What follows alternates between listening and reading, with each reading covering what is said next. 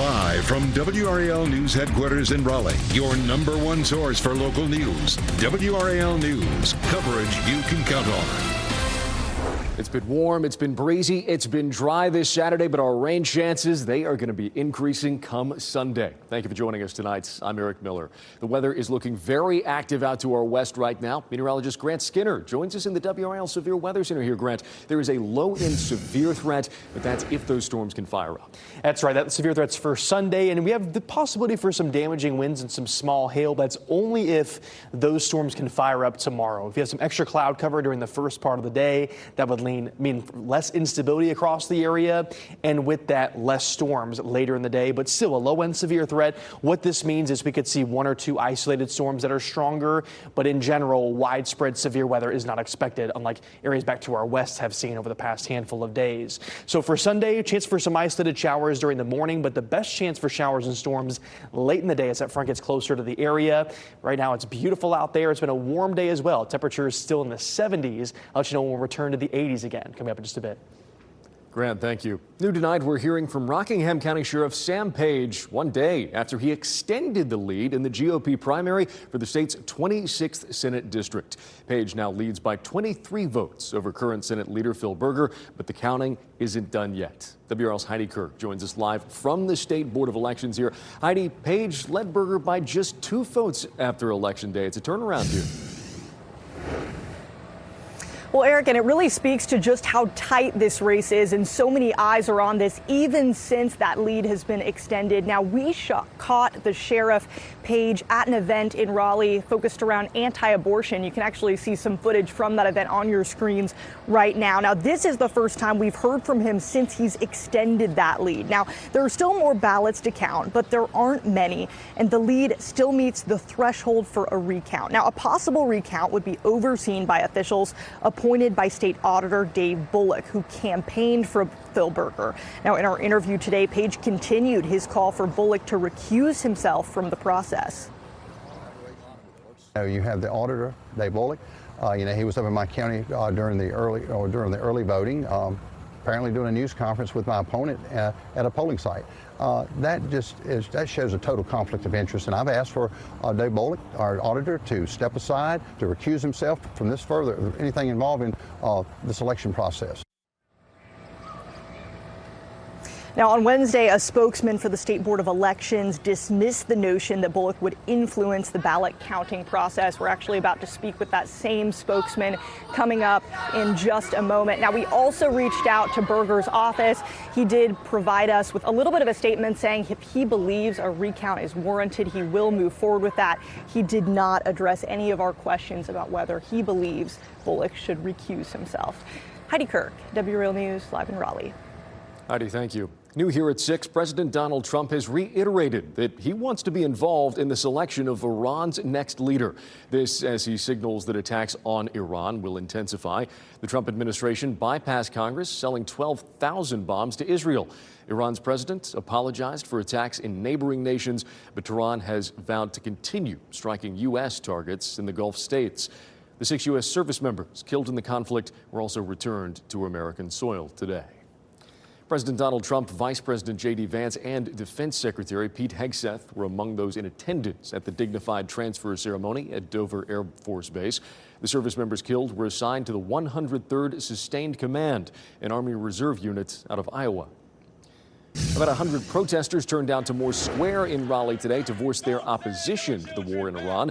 The demonstrators carried signs reading "Money for People's Needs, Not War with Iran," and "No troops on the ground, no bombs in the air." The protest was peaceful. I'm Elizabeth Holmes in the WRAL Live Center. As we continue to see gas prices rise today, President Trump downplayed the need to use our national reserve of oil. This is according to the Associated Press. Right now, the United States has more than 415 million barrels. That's as of last month. He said that the U.S. has a lot of oil and said that he would fill it at an appropriate time, calling it a gut instinct. Eric? Elizabeth, thank you. And speaking of gas prices, prices do continue to rise at the pump as the war with Iran continues. The current average in North Carolina is now up to $3.22 a gallon. That's up 10 cents from yesterday. The current average price for a gallon of gas in Raleigh, $3.28. It was $3.19 yesterday. You can use our fuel tracker on the WRAL News app to find the cheapest gas wherever you go. Just search fuel. Well, school districts across our state are experiencing shortages in staffing, and the number of classrooms without a qualified teacher has been growing for years now. Today, Durham Public Schools held its annual spring job fair. The district is looking to fill roles in teaching, student support, operations, and more. More than 700 people registered for this year's job fair, and at least 400 showed up in person to Northern High School. Well, the Cameron Crazies are ready to rock the house against Duke tonight. The clock counting down less than an hour now. WRAL's Chris Lee is live at Cameron Indoor Stadium here. Chris, you spoke to a unique Duke fan who's getting ready for tonight's game. Absolutely, Eric. It's going to be an amazing night. Obviously, the dominant hue here tonight is blue. You've got Carolina blue, you've got royal blue, but there's another color that if you watch it on television, it's going to stick out like a sore thumb. But when you see it, just know it's someone who's helping to change lives for the better. If you've watched Duke basketball games on TV, you may have seen this guy jumping around in his highlighter colored hoodie, standing out amongst the 9,000 Cameron Crazies. Time out! Time out! So I wanted to know, who is he and what's the story behind those colors? People notice, and you don't realize how many people are actually watching you. That puts more emphasis on you doing what you're supposed to be doing. His name is DeAndre Lewis, a 2001 Duke graduate. I bleed Duke blue. This is my home. Defensive stop. Let's get it. Let's get it. The colors? Well, it's his company called Wave.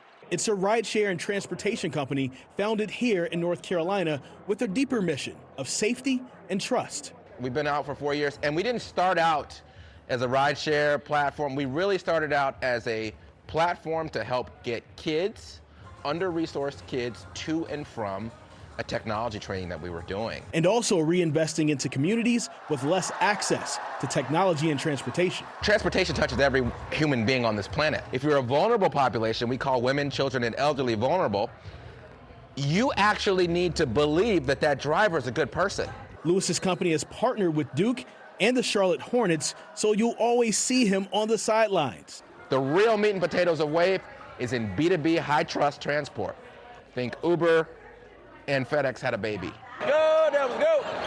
Big, bright colors and a bright idea to bring light to those in the dark.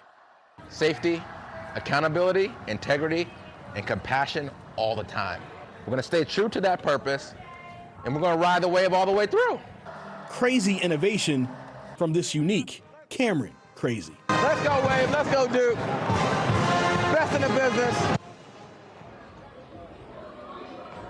He's such a bright individual, literally, but also inside. He's just a very smart man who went here to Duke and also trying to change the world at the same time. And trust is a big thing with him because I gave him my phone for an entire game and he did those videos for me. I did get my phone back in one piece and I had so many videos in there I couldn't even count. But great story with DeAndre Lewis. You'll see him on the sidelines tonight versus Carolina.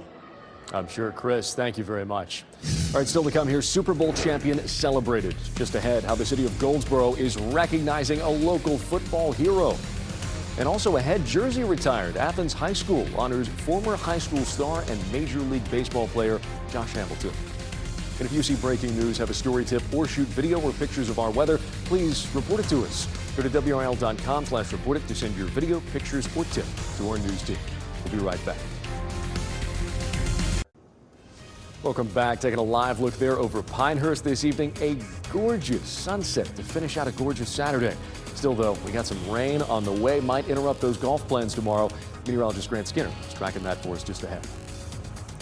New here at 6, a Super Bowl champion was welcomed back home today in Goldsboro. The town held a celebration for Seahawks defensive tackle Jarran Reed. Reed played for Goldsboro High School. In his 10 years so far in the NFL, he's played for the Chiefs, the Packers, and the Seahawks. He credits his community for his first Super Bowl win. You know, they came out here to show love, you know, and I love that about the city, man. They showed me so much support, man. They're with me every game I play. I see all the love and support from online. You know, it really helps me go out there and be the best me that I can be. And Reed will be back in the field with the Seattle Seahawks this upcoming NFL season. Athens Drive High School has retired the jersey of one of its most famous alumni, former Major League Baseball player Josh Hamilton. Hamilton graduated from Athens Drive in 1999 and was the #1 pick in the MLB draft that year. The Raleigh native famously wore the number 31. While at Athens Drive, he led the school to its first appearance in the Baseball Championship Series and was the 1999 North Carolina Gatorade Player of the Year. The Athens Drive baseball team retired the jersey during its home game today against Cary High School. Hamilton was joined by his wife and 2 daughters. It truly is pretty special. A lot of family and friends here, so I hadn't seen a lot of people in a long time, so it's always good to come out. I told my girls today before coming here, I said, this might be it as far as, you know, recognition or retirement things, stuff like that. I said, so you girls really try to take it in. I'm going to take it in today.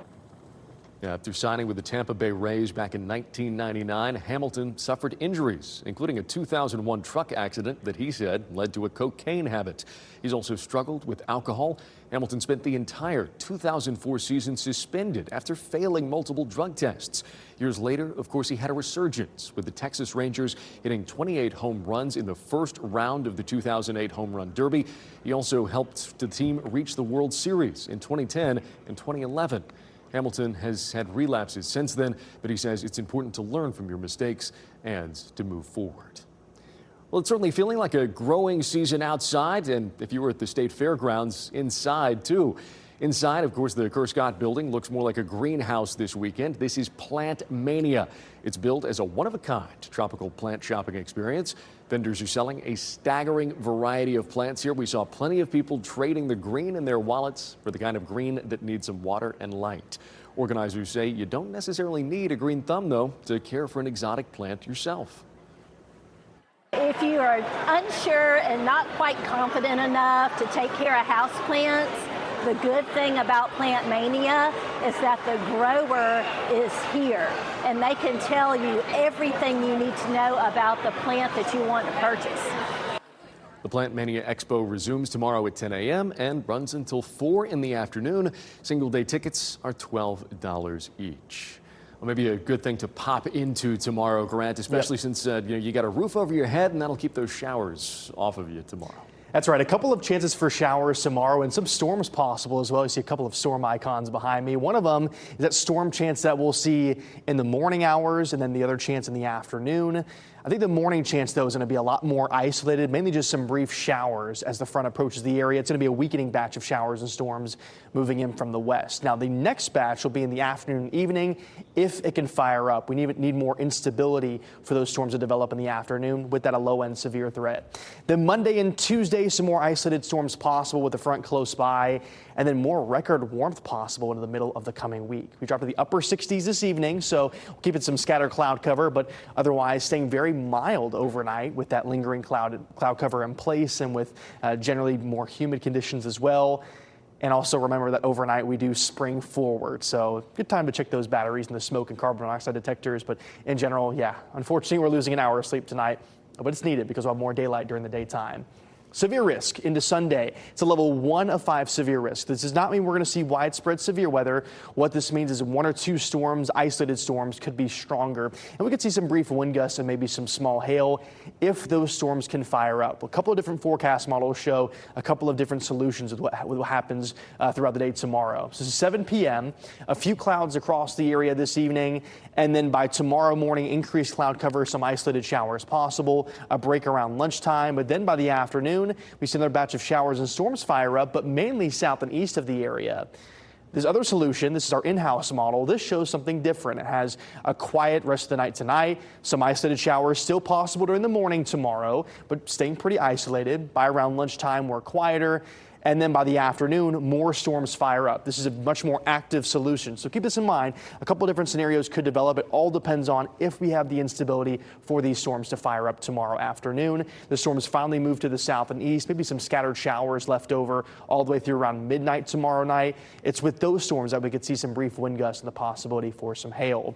A 40% rain chance for Sunday. It drops for Monday. By Tuesday, a 30% rain chance. So again, some isolated showers, brief storms possible both of these days. Tuesdays, drier Wednesday. Then Thursday is our next big rain chance. A stronger front moves in. But before that front gets here, it is going to be very warm. This upper level ridge builds over the area. Highs push back to the 80s, and we could see record warmth into Tuesday and Wednesday of the coming week. 84 on Tuesday, 86 on Wednesday, so much warmer then. That could break records. Then the front passes and we're cooler, down to 60 degrees by Tuesday. So yeah, gonna have some record warmth, storms tomorrow, and then another cool down by the end of the week. Some ups and downs to come, but that's North Carolina weather for you. Whew, absolutely, Grant. Thank you very much. All right, turning now to sports. Chris Lee live for us once again there outside Cameron Indoor Stadium. Chris, a really exciting night of basketball ahead of us here. Eric, this is the regular season finale, Battle of the Blues Part 2. We already know about Carolina's injury concerns. Duke now has an injury concern. We'll keep you updated on what's happening just before tip-off after the break. And Saturday Night Live, also all new tonight. Actor Ryan Gosling hosts for the 4th time with freshman musical guest Gorillaz. You can watch the new episode right after our 11 o'clock news on WRAL.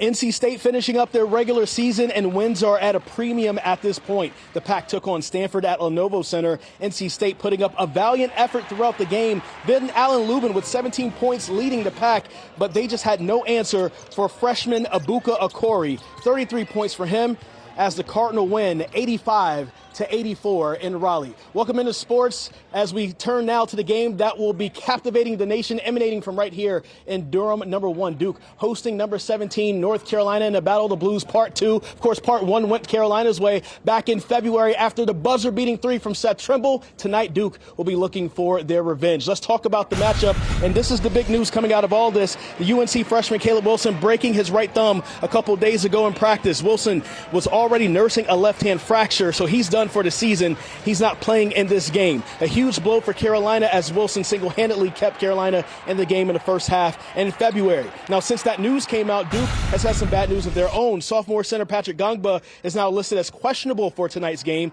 and is set to be a game-time decision. We do know that Malik Brown is starting in his place so far. It's being reported that there's soreness in his right foot and that he reportedly was wearing a walking boot last night. However, he did participate in Duke's walkthrough this morning and did participate in warm-ups just a few moments ago. So we'll have to see what ends up happening. Brian Murphy from WRAL Sports is joining me right now as far as let's talk about this game. Carolina 5-1 without Caleb Wilson. What do they need to do tonight to try to get another win without Caleb Wilson? Well, devastating news that Wilson's not going to be back. It looked like he was on track to play in this game. Our Pat Welcher reported that earlier. But, you know, it's going to come down to Henry Vasar. I mean, he's going to have to battle this huge Duke front line, and we'll see what about Gongba's status, but he's going to have to battle this huge front line sort of by himself. I've talked about it, but I think that the role players, Seth Trimble, Jonathan Powell, going to have to get a performance from somebody. Cormac Ryan went off in this building a couple of years ago. Yeah. Carolina's going to need someone like that to step up, hit a bunch of threes. All right, on the Duke side, of course, Patrick Gongba is big when it comes to rebounds. Duke is big in the rebounding section this season. And, of course, also on the offensive end, he's big at just like facilitating. He's a big part of their offense in the middle of the floor. What does Duke have to do to try to get a win if he's not able to hit the floor in a few minutes? It's really nice to have a guy like Malik Brown on your bench. I mean, he'd be a starter on almost every team in the country. John Shire considers him the 6th starter. He plays a lot of minutes. He's probably going to play more minutes tonight. It's his senior night as well.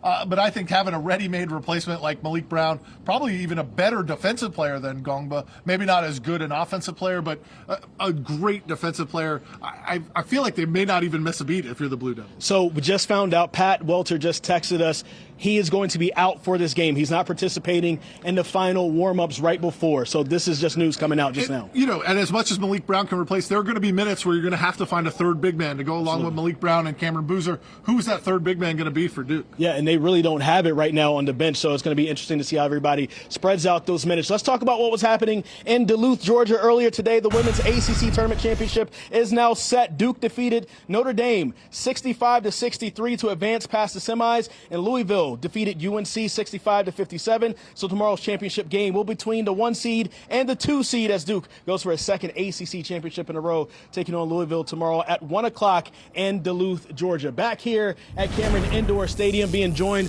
with Brian Murphy, as we now know that Patrick Gongba is out, Caleb Wilson is now out. That's a big matchup in the paint. So now both teams, reeling just a little bit. This one tips off at 6:30. We will have a post-game report at 10 and 11 on Fox 50 and WRAL. Make sure you stay tuned right there. Yeah, absolutely, guys. I mean, considering how that last Battle of the Blues game ended, this one is going to be really hard to top. But, I mean, those emotions, they always run so high. These games are always so unpredictable. I guess especially so tonight, those two guys being out. We'll have to see how things go. Well, Pat, Chris, thank you very much for joining us tonight. Have a great evening here, everybody. We'll see you back here tomorrow.